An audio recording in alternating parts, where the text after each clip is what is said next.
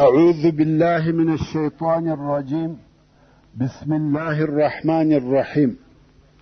إن الحمد لله نحمده ونستعينه ونستغفره ونعوذ بالله من شرور أنفسنا وسيئات أعمالنا. من يهده الله فلا مضل له ومن يضلل فلا هادي له، وأشهد أن لا إله إلا الله وحده لا شريك له، وأشهد أن محمدا عبده ورسوله صلى الله عليه وآله وسلم تسليما كثيرا. أما بعد، د سرور کائنات صلی الله علیه و آله وسلم ژوند. محترم ورونو، زموږ قصه دې ځای ته را رسېدلې وه. د عربو تر جاهلیت پورې یوه قصه. حضرت عمر رضی الله تعالی عنه به د خپل خلافت په وختو کې په مجلس کې ناست او ځینې وخت به بې له سببه وخندل. خو یو وخت یو چا پوښتنه ځینې وکړه، ویل یا امیر المؤمنین، وینو دي چې ځینې وخت بې سببه خاندې، دا ولې؟ سیدنا حضرت عمر رضی الله تعالی عنه ویل د جاهلیت په وختو کې عادت داو، کوم وخت چې به څوک د مکې مکرمې څخه د باندې وتی نو به د مکې مکرمې څخه یوه ډبره ورسره واخیسته او په سفر کې به د هغې عبادت کاوه. خو زه یو وخت په سفر ولاړم او ډبره مې هېره سوه، نه مې راسره واخیسته. کله چې د عبادت کولو وخت راغلی، زما سره خو د مکې مکرمې ډبره نه وه، اوس نو څنګه عبادت وکم؟ ومې کتل د مکې مکرمې خرما را سره وه، نو مې د دغه خرما څخه یو بت جوړ کړي او دغه د خرما د بت عبادت مې کاوه. کم وخت چې هغه نوره خرما را سره خلاصه سوه او د خوړلو دپاره شی نسو راته پاته، وږی سوم، نو مې دغه خپل معبود او د خرما څخه جوړ سوی اله وخوړی او پر دغه خپل پخوانی جاهلیت او ناپوهی خندا راسي چې دا څنګه الهه او دا څنګه دین وو. ورونو، دغه د جاهلیت د ژوند یو څه حالات د دې دپاره بیان سوه چې په دې پوه سو چې اسلام په ټول عالم او جزیرة العرب کې څونه تغییر راوستی. اوس به دا بیان درته وسی چې یهودیت او نصرانیت څنګه و جزیرة العرب ته داخل سوه. دا خو د بوتانو راتګ و. اصلا جزیرة العرب ټوله د ابراهیم علیه السلام پر دین او پر وحدانیت و. بوتان خو په دغه شکل سره د عمرو بن لحی په واسطه ورته راغله. نو دلته بیا یهودیت او نصرانیت څنګه راغلی او بیا د فرس یا فارسانو حکومت څنګه دلته راغلی؟ ورونو، تاسو ته معلومه ده کوم وخت چې د سرور کائنات محمد مصطفی صلی الله علیه و آله وسلم بعثت وسو، هغه وخت فارسیانو پر یمن حکومت کاوه او د نجران خلق نصاراوه. د یمن ځینې حصې یهودیان او ځینې حصې نصاراوه. دغه ادیان دلته څنګه داخل سوه؟ په عربو کې خو دا شیان نه وه. په پخوا کې ټول عرب موحدین او د ابراهیم علیه السلام پر دین وه. اوس به د دغو ادیانو د راتګ بیان درته وسي.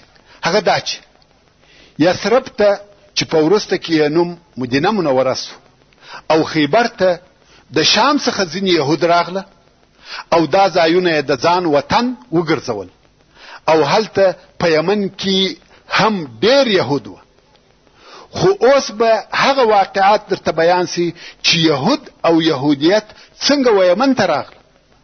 قصه ډېره اوږده ده، مګر ډېر تاریخ پوهان یې د ربیع ابن نصر په قصه سره شروع کوي.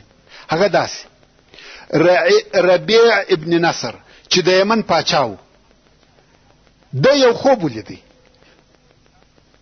چې دغه بیان او دغه قصه د تاریخ ټولو علماو لکه طبري، ابن کثیر، ابن الاثیر او تقریبا ټولو مؤرخینو ذکر کړی ده.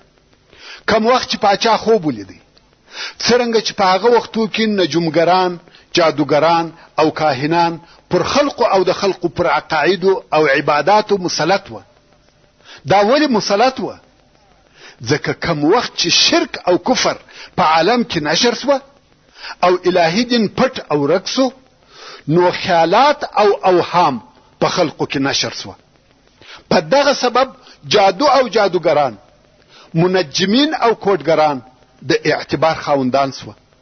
د خلقو د رجوع ځای دوی وګرځېده. کم وخت چې د یمن پاچا خوب ولیدی، نو یې د خوب د ترجمې دپاره جادوګرانو او منجمینو ته رجوع وکړه او د هغو څخه یې کومک وغوښتی. قصه ډېره اوږده ده. مقصد دا چې هغو ورته وویل ستا د خوب معنا دا ده چې حبشیان به یمن ونیسي. پاچا ویل دا به څه وخت پیښه سي؟ دوی ویل 80 یا 80 کاله وروسته.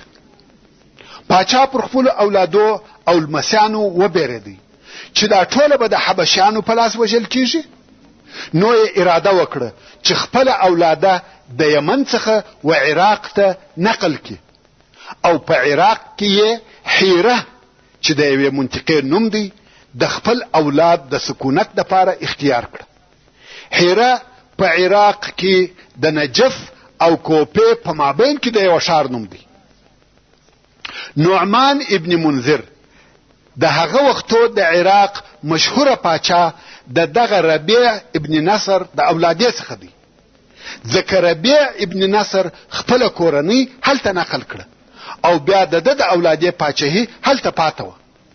دغه نعمان ابن منذر بیا زموږ په وروسته کیسه کې راځي، په یاد یې ولرئ. څه موده وروسته دغه ربیع ابن نصر پاچا چې دا خوب یې لیدلی و مړ سو او د ده زوی د ده پر ځای کښېنستی او پاچاهي د ده په اولاده کې پاته سوه، تر څو د ده په اولاده کې یو نفر د تبان ابن اسعد په نامه سره پاچا سو او تبع ورته ویل کېده. تبع اصلا تبع د یمن د پاچاهانو لقب، یعنی د یمن و هر پاچا ته تبع ویل کېده او د روم و هر پاچا ته قیصر ویل کېده. د فارس و هر پاچا ته کسرا ویل کېده. د حبشه و هر پاچا ته نجاشي ویل کېده او د مصر و هر پاچا ته فرعون ویل کېده.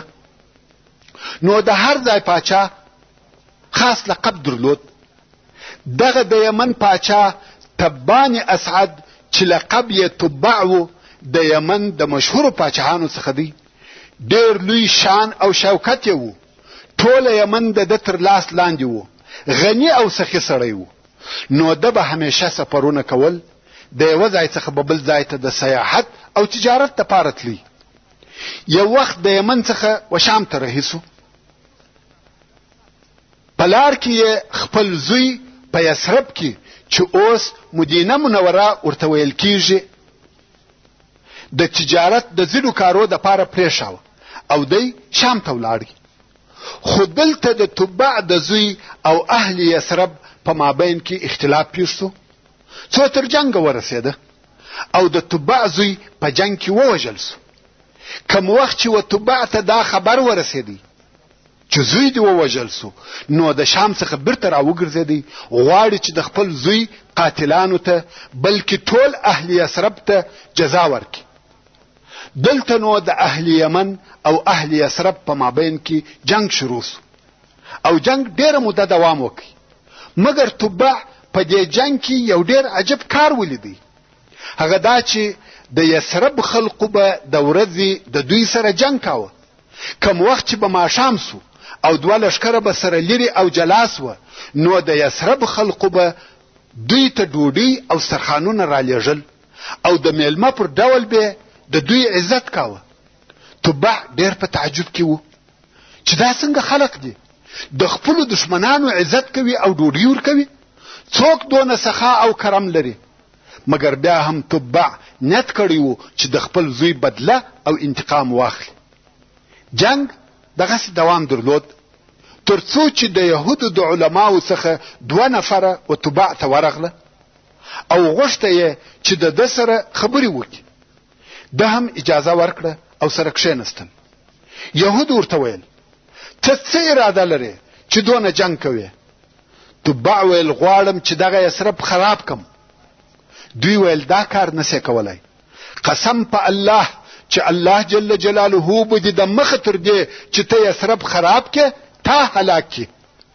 تبع ویل چې دا څنګه درته معلومه سوه؟ دوی ویل دا وطن د نبی د هجرت ځای دی، دغه ځای ته به نبی الاخر زمان هجرت راکوي، دا ښار نه خرابیږي او نه خرابولی سي. تبع پوښتنه وکړه چې تاسې په دې حال څه خبر واست؟ تاسو ته دا معلومات د کومې خوا حاصل سوه؟ د یهودو علما وویل دا زموږ په تورات کې راغلی دي. ورونو دا دې تاسې ته معلوموي چې د رسول الله صلی الله علیه و آله وسلم یوه علامه نه بلکې ډېرې علامې د یهودو سره په تورات کې لیکلي او موجودې وې، او د رسول الله صلی الله علیه و آله وسلم د وخت ټول یهود پوهېده چې دا هغه وعده سوی نبی دی، مګر د عناد او عداوت، حسد او غرور په سبب یې ایمان نه راوړي. نو کم وخت چې دغه د یهودو علماو و تبع ته دا بیان وکړي او تبع تر اوسه تورات نه پیژندي، نو یې د تورات په باره کې پوښتنې ځینې وکړې. یهودو هم خپل دین، توحید او تورات په باره کې پوره معلومات ورکړه او ټول شیان یې په تفصیل سره ورته بیان کړ. د تبع پر طبیعت دا خبرې ښې او برابرې ولګېدې. ده هم د یهودیت دین اختیار کوي او یهودي سو. د یثرب خرابول یې پرېښول او مخ پر یمن رهي سو.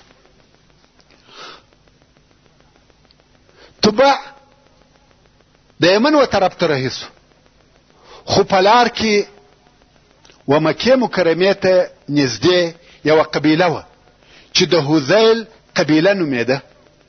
د دې قبیلې او د قریشو په مابین کې پخوانۍ دښمنۍ پرتې وې. څو واره جنګونه سره کړي وه او دغه رنګه اهل یمن هم نه وه خوښ. نو یې فکر وکړي چې داسې یوه حیله او چم جوړ کړي چې دواړه هغه قومونه چې د دوی نه د ورسره جوړه ضرر او تاوان ورورسوي او په جنګ سره اخته کړي. نو د هذیل د قبیلې مشران و تبع ته ورغله او ورته ویل غواړې چې د جواهراتو، سرو او سپینو زرو او خزانو خاوند سي؟ تبع ویل هو. څوک دی چې جواهرات او خزانې نه وي خوښ؟ نو دوی ویل په دې کلي کې یوه خونه ده چې خلک یې احترام او عزت کوي او دغه خونه په جواهرو او سرو زرو ډکه ده. ورونو حقیقتا هم په کعبه شریفه کې هر څه پراته وه. خلقو د کعبې شریفې د احترام په سبب خزانې پکښې ښخولې، حتی د سرو زرو 2 دانې اوسۍ هم پکښې پرتې وې. د تبع طمع پیدا سوه او لښکر یې د جنګ دپاره تیار کړي. غواړي چې پر مکه مکرمه حمله وکړي، کعبه شریفه ونړوي او خزانې یې واخلي. هغه 2 نفره د یهودو علما هم د تبع سره په دې سفر کې ملګري وه، ځکه ده ورته ویلي وه چې تاسې زما سره یمن ته ولاړ سئ او زما قوم ته یهودیت او د یهودیت احکام ور وښوئ. دغه علما چې د جنگ دپاره د لښکر تیاری ولیده، نو تبع ته ورغله. ویل څه کوې او د څه اراده دې ده؟ تبع ویل غواړم چې پر دغه کلي حمله وکم او هغه شیان چې په دغه خونه کې پراته دي هغه واخلم. دوی ورته ویل په والله دغه د هذیل قبیلې بل غرض او مقصد نسته بې له ستا د مرګ او هلاکت څخه. تبع ویل څنګه؟ علماو ورته ویل دا بیت الله دی، د ټوله مځکې پر مخ د الله عز وجل بل کور او حرم نسته بې له دغه کوره. دغه قبیلې چم درته جوړ کړی دی او غواړي چې تا ووژني. تبع ویل نو څنګه وکم؟ علما ویل عزت یې وکه، طواف پر وکه. تبع ویل تاسې یې ولې عزت نه کوئ او طواف نه پر کوئ؟ دوی ویل موږ یې عزت کوو او طواف مو هم پر کاوه، خو دغه د مکې خلقو کعبه شریفه په بوتانو ډکه کړې ده او موږ موحدین او عالمان یو، موږ ته دا نه ښایي چې پر بوتانو طواف وکړو. تبع د دې خبره ومنل او مکه مکرمه ته ورغلی. د کعبه شریف عزت او احترام وکي، طواف یې پر وکي. بیا نو هلته بدوس خوب یې لیدی چې په کعبه شریف په پوش اغوندي. تر دغه وخت کعبه شریف په لسوه چا پوش نو په اغوستي. نو تبع امر وکي چې د کعبه شریف د پاره د یو ش پښمی ټوکر څخه پوش جوړ کړي. پوش جوړ کړسو او کعبه او په کعبه شریف واغوستل سو. خو تبع بیا بل خوب ولیدي چې و کعبه شریف ته تر هغه اول پوش بل شه او بهتر پوش ورکوي. نو یې امر وکي چې د ملائل د ټوکر څخه پوش ور جوړ کړي چې دغه ملائل د هغه وخت د ټوکرانو هغه ترټولو شه او نازک ټوکر وو. دا نو د کعبه شریف هغه اول پوش وو او تبع اول سړی دی چې په کعبه شریف پوش اغوستی دی چې دغه تبع نوم تبان ابن اسعد دی او د یمن پاچاو. بیا نو هر کال عربو و کعبه شریف ته پوش ورکاوه او نوې پوش به پر هغه زاړه پوش سربیره په اغوستی. او دغه طریقه چې پوش سربیره پر پوش د عبدالمطلب تر زمانه پورې پاتو. کوم وخت چې عربو ته دا فکر او احساس پیدا سو چې شاید د کعبه شریف بنا د دغه پوشو د دروندوالي په سبب ونړیږي، نو یې زاړه پوشونه ټول ځینې استکړه او هر کال زوړ پوش ځینې کاږي او نوې پوش په اغوندي. دا د کعبه شریف د پوش په باره کې معلومات و چې څنګه اولی شروع سو او چا شروع کی. کم وخت چې تبان ابن اسعد برته یمن ته ورسېدی، خپل قوم یې يهودیت ته دعوت کړي. هغه انکار وکړي، ویل څنګه خپل دین پریږدو. ورونو د یمن خلقو او د تبع قوم مستقل دین نه درلودي. د نورو عبادتو تر څنګ یې د اور عبادت هم کاوه. اور مقدس باله، د اور عزت او احترام کاوه. حتی اور د دوی قاضي هم وو. څنګه؟ هغه داسې چې دوی د اور یو خونه درلوده، په هغه خونه کې به همیشه اور بل وو. که به یو وخت د دوی په مابین کې دعوا، اختلاف او خصومت پیښ سو، نو به مدعی او مدعی علیه یعنی د دعوی دواړه طرفه دغه د اور خونې ته ورغله او د خونې دروازې ته به ودرېدل. دروازه خو به بنده وه، نو به هغه د اور مؤذب یا مامور یا خادم د اور دروازه په یو وار پر اخلاص کړه. اور به د خپل زور څخه په یو وار د باندې راووتی او اول چې به د هر یو پر طرف ورغلی هغه ظالم او حق د هغه دوهم نفر پر طرف. دا طریقه کاهنانو او جادوګرانو و دوی ته ایښه. نو اوس چې د پاچا او د قوم په مابین کې د دین په سبب اختلاف پیدا سو، نو یې وویل چې په اور سره به فیصله وکړو. نو د دې فیصلې دپاره د یهود عالمان چې د دعوې یو طرف وه تورات په لاس کې ونیوی او وایي، او د یمن کاهنان او نجومګران چې د دعوې بل طرف وه د اور د خونې و دروازې ته ودرېدل. د اور خادم دروازه پر اخلاصه کړه. اور د کاهنانو پر طرف ورغلی او دوی ځینې علا کړه، وتښتېده. قوم یې ورته وویل ولې تښتئ؟ دا حکم او قانون دی باید ودرېږي. کاهنان هم مجبوره سوه، بیرته راغله. د اور خادم بیا دروازه پر اخلاصه کړه. دوهم وار بیا د اور لمبه د کاهنانو پر طرف ورغله. کاهنانو دا وار ځانونه ټینګ کړه او ورته ودرېده. مګر اور د چا مراعات نه کوي. کاهنان یې پاک وسوځل. نو د یمن د خلقو په دین او عقیده دا معلومه سوه چې یهودیان پر حق دي. نو د دې سبب اهل یمن یهودیت قبول کی او یهود سوه. دا هغه معلومات و چې یهودیت څنګه و یمن ته داخل سو. خیر وختونه دي تیریږي. څو تبع د یمن پاچا تبان ابن اسعد مړ سو او پس له ده څخه د ده زوی حسان پاچا سو. حسان خپل پاچاهي نوره هم لو او پراخه کړه. عزت او عظمت یې زیات سو. نو ډیر زیات غرور او خودخواهی پکښې پیدا سو. نو یو ډېر لوی لشکر جوړ کړي، ویل قسم په خدای که عرب یا عجم پرېږدم چې تر خپل حکم لاندې را نه ولم. د ټوله مځکې پاچهي نیسم. دا ټوله غرور و. کم وخت چې غرور پر انسان مسلط سي هر څه یې هیر سي. نن ورځ هم په جهان کې دغسې مغروره او بې باکه حاکمان پیدا کیږي چې د ټولې مځکې پاچهي او حکمراني غواړي، خو پر دې کار نه څوک کامیابه سوی دی او نه کامیابه کېدلی سي. چې حسان هم د دغه جملې څخه یو نفر و. نو حسان پوښتنه وکړه چې په جهان کې لو پاچهي د چا ده؟ خلق ورته وویل د فرس پاچهي، هغه چې کسرا یې پاچا دی، هغه تر ټولو لوی او قوي ملک دی.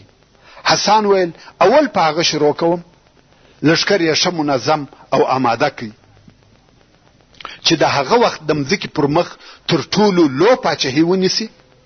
لشکر یې رهي کړي، غواړي چې د هغه وخت د مځکې پر مخ هغه لوی غواړي چې د هغه وخت د مځکې پر مخ پر هغه لوی دولت حمله وکړي.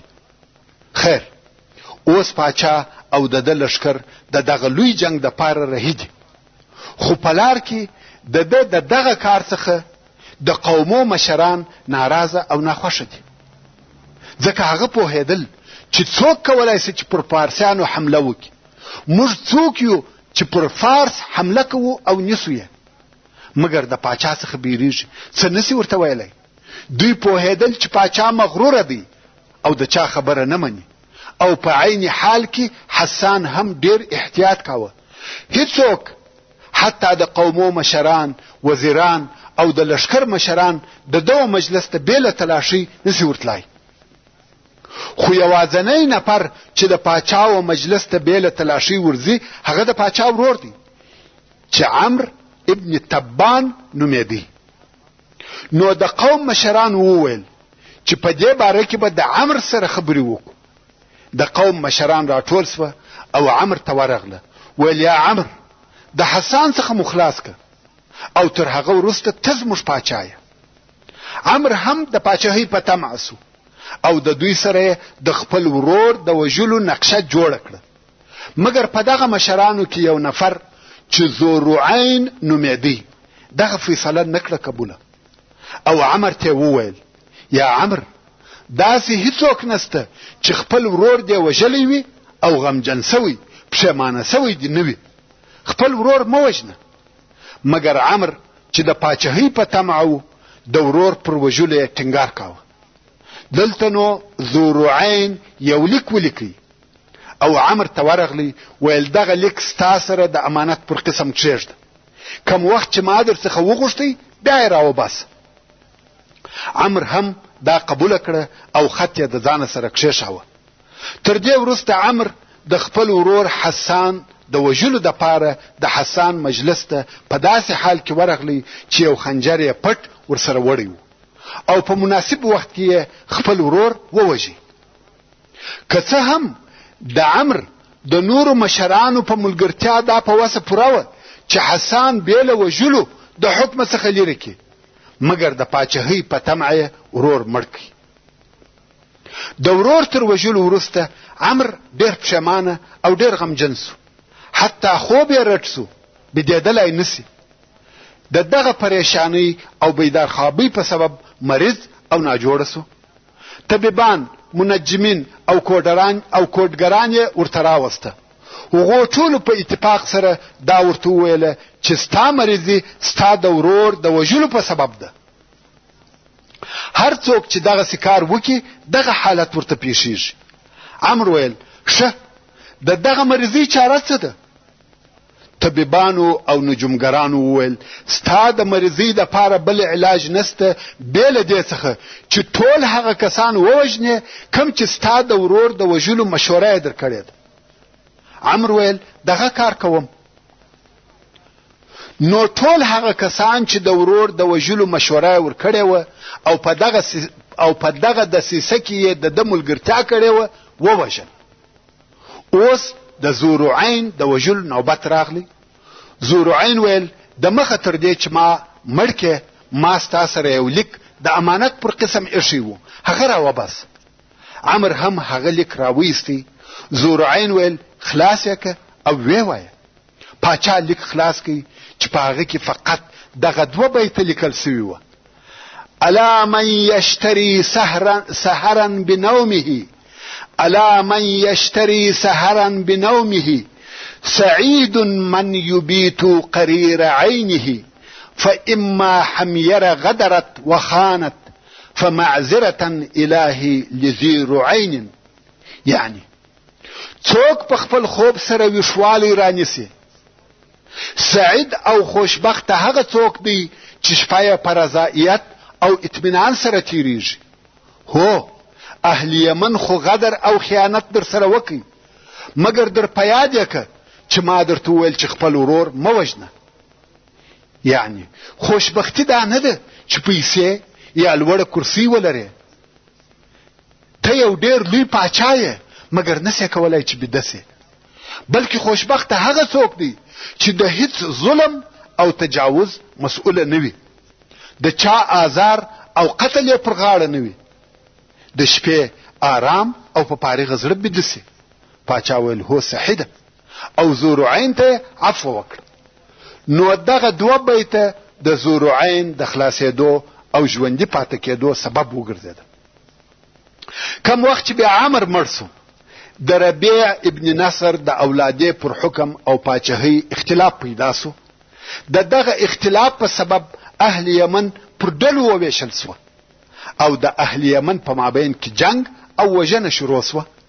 په دغه سیاسي بحران کې چې ټوله یمن یې نیولی و، یو سړی پیدا سو چې نوم یې لخنیعه و.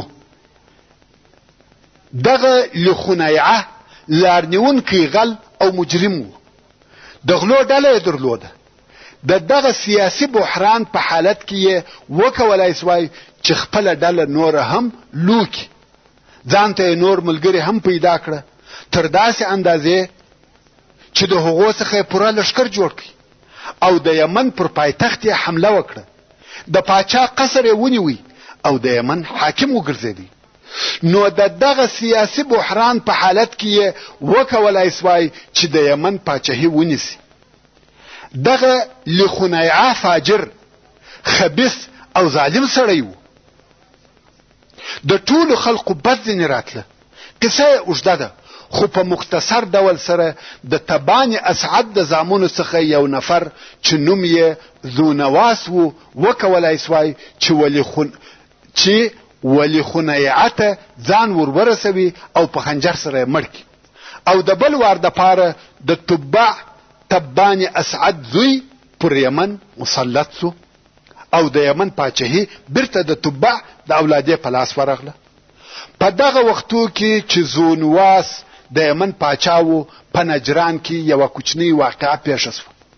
مګر دغه کوچنۍ واقعه د نورو ډیرو لویو واقعو سبب وګرځېده چې په جزیرة العرب کې پیښ کړه.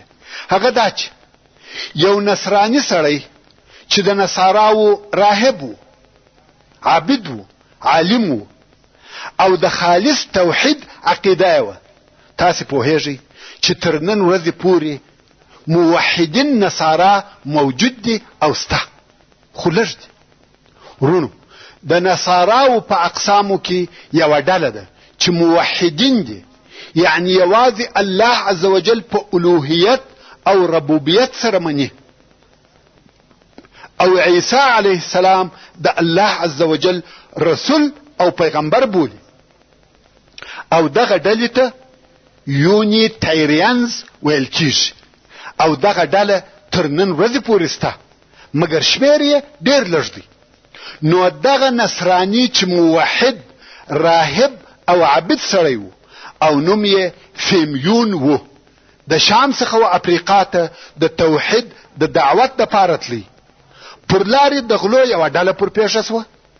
فیمیون یې بندي ونیوی او بیا یې د نجران پر یوه سړي خرڅ کړي. د نجران سړي فیمیون د خپل ځان سره جزیرة العرب او نجران ته بوتی. اوس نو فیمیون دغه نجرانی سره مریی دی. د ورځې د خپل بادار خدمت کاوه، د شپې او په فارغ وختو کې به عبادت کاوه، همیشه به په عبادت مشغول و.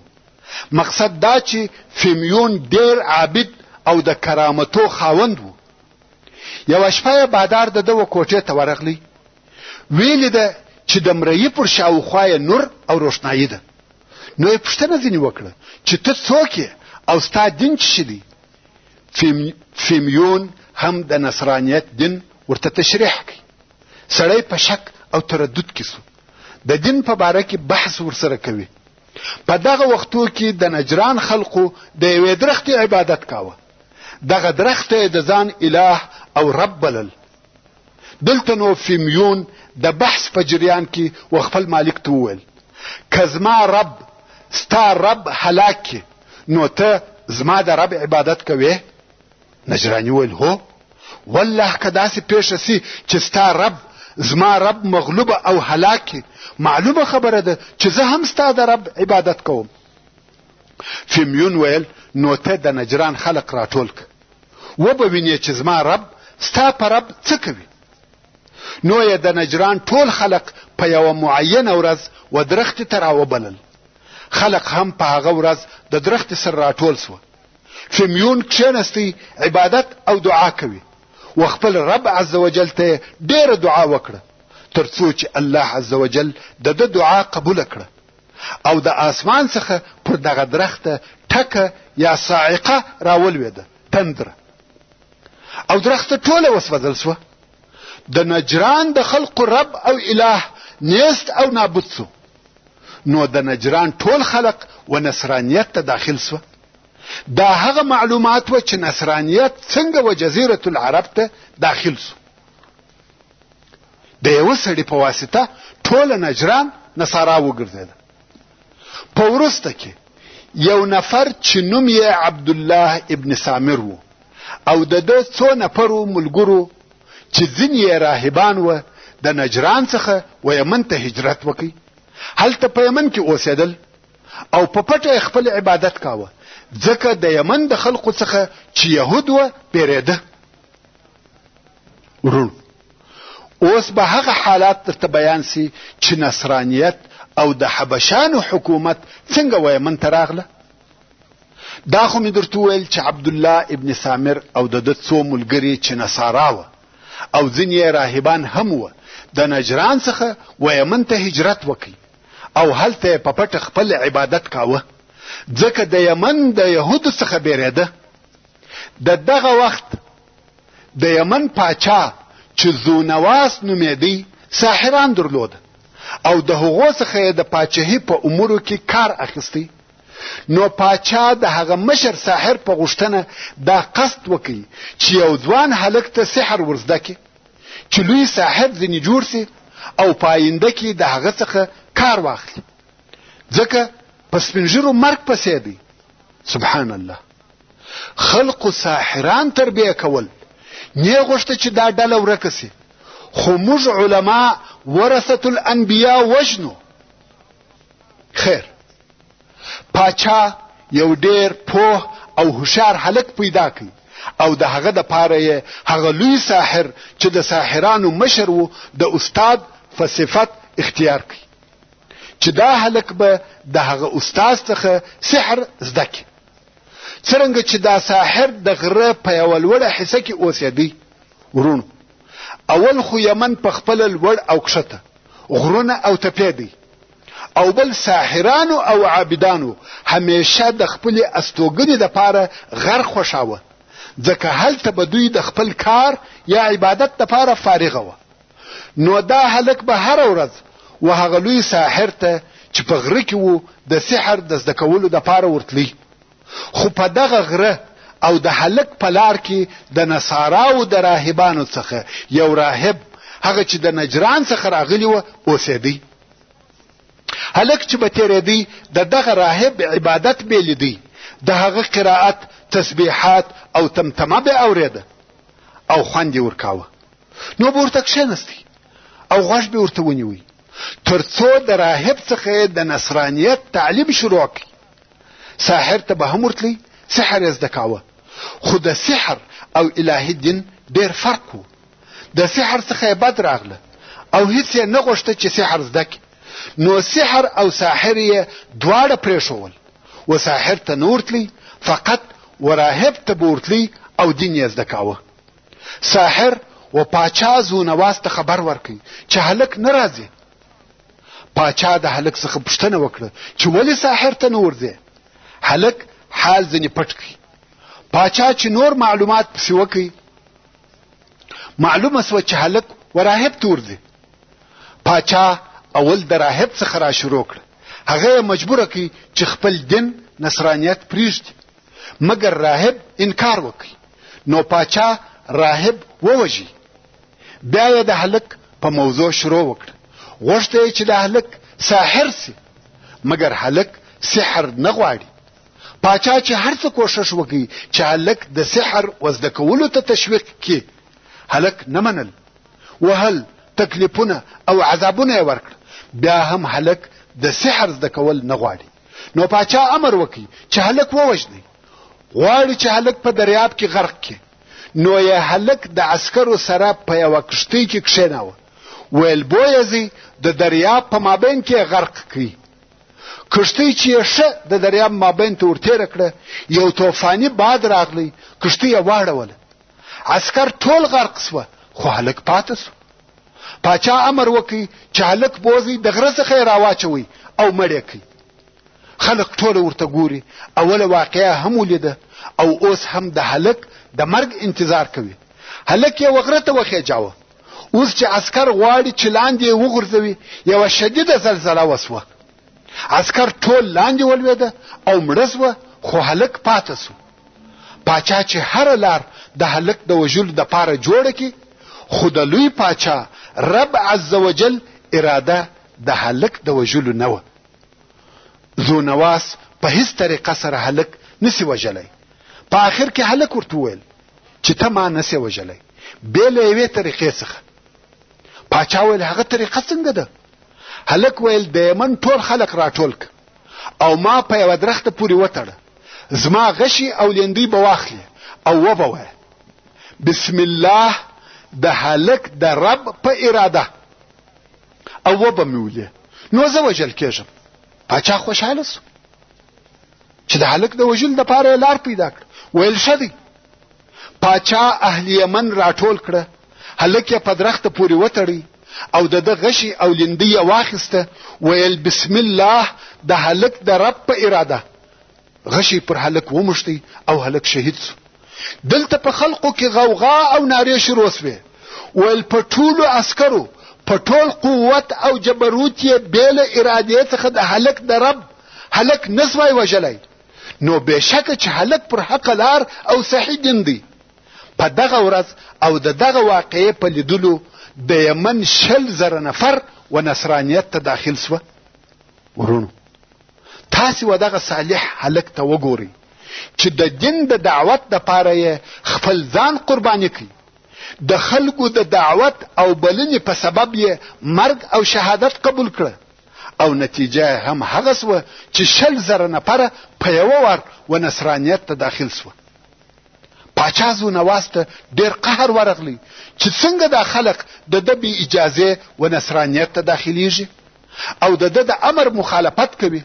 پاچا غوښته چې یو هلک د نصرانیت څخه منع کړي او اوس 100,000 نفره په یوه وار نصارا سوه.